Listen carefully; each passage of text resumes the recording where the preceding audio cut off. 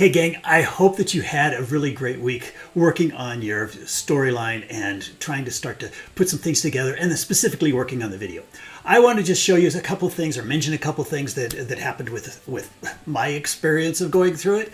All right, because I was trying to take my storyboard and convert it then into storyline and play along with it. And our whole idea this week was that you were going to explore various and different things and see, how it starts to come together. So as you can see, this beside me here is my storyline or story view of things, and you can see that I've just populated a few things on this part of it.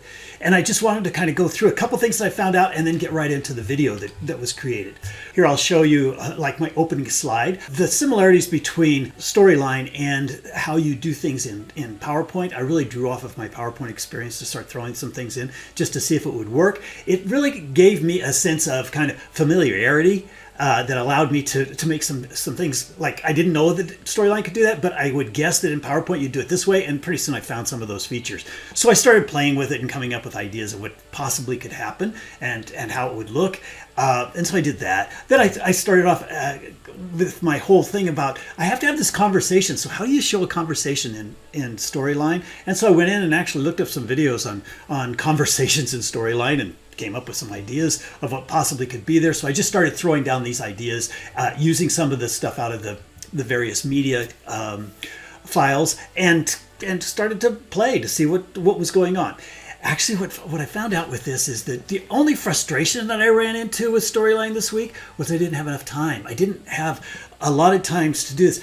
I really like to edit videos and some of those things. That gives me some fun things, and I start playing with things and I lose the track of time. Well, that's what I found out that I was doing within storyline too, is that I was starting to explore and trying different things and seeing how it was working. And yeah, the time went by faster than what I thought, and then I had to get on other projects and stuff. So I have to be a little bit more restricted in my time, focused, and get some things along those lines. Anyway, but it's a good thing. It's a good thing because it just is. It allows you to be creative and try various different things. Now, you could look at this thing and say, "Well, Newby, you really suck on that," but it's an idea, and so I'm going to start working with that idea and playing with it. And now next week we'll be talking about triggers and some other things about how to bring things in animation and other stuff. And so then I can get really creative with what's going on and probably spend a whole bunch more time playing with it and stuff. I'm going to be talking about ISO and some of the things about ISO and how to do that. And then I realized there's probably something that perhaps that individuals need, and that's actually how do you adjust the ISO, and that may be done best with a video. So I created this video, and the way that I did it is that I thought I've got to show somebody how a camera looks and how on a digital camera, you can actually adjust the ISO. So I got my iPad together. I put my iPad down and on a little stand, and then I put my camera underneath it, and then I realized that I wanted to take a video of it, and during that video I need to be able to expand the view to do it. That would require me to do, I don't think we can do that in the editing within Storyline. So I thought, well, I will just go ahead and put it into Camtasia first, get that feature in. And so I did. I just captured it on my iPad, sent it over to Camtasia as a file. It was an MOV file. Put it in there and threw it up. In about 30 seconds, I had the expanded version that I wanted. I saved it out as a file on my computer. An MP4 file is what I saved it out as. And then I went in here to the editing of the, on my slide here, to insert a video.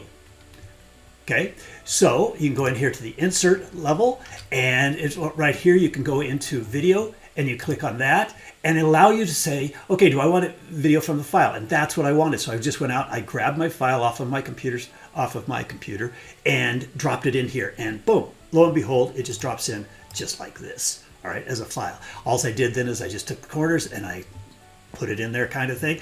I wanted my viewer or the participant here to be able to control it, so I added in this control line basically, and you can do that up here to the options, And in the options, then it starts to give you what you can do, as far as you can edit your video, so you can click on that. But I really didn't see much here that I wanted to do. I didn't need to crop it. I didn't need to trim it. Everything and the rest of it looked pretty good to me. So I decided, what the heck. I'm not going to do that kind of editing here. But what I did want to do here is that I wanted to show the video in the slide. I didn't want it to go out to a browser. So I left it in the slide.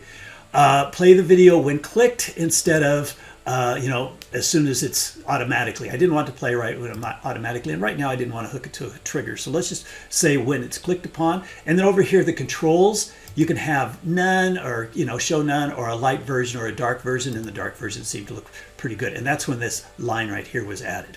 Then what I decided to do is, hey, what about adding captions? And so I thought, can I do that? I've never tried that before. So I just clicked on the edit, or actually it says to add captions.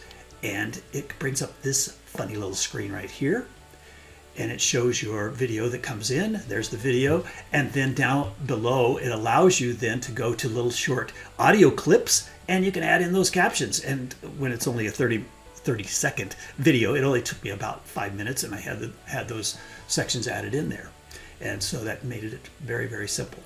Just save that out. And so back to here. So now we can actually preview this. Go to this button for the preview. It'll load up the whole thing.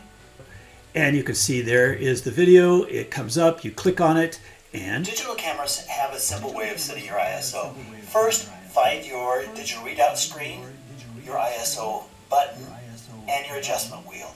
Now watch, it'll kind of zero in. That's what I did on Camtasia right there. Right there is the ISO readout, which is set. And if you wanted closed captioning, you want to adjust that. There's the closed captioning that shows up down there. That highlights the ISO. All right, so that's how all of that is done. Hopefully, then you have had a chance to look through and try this and see how well you've done, and it's been a success for you. All right.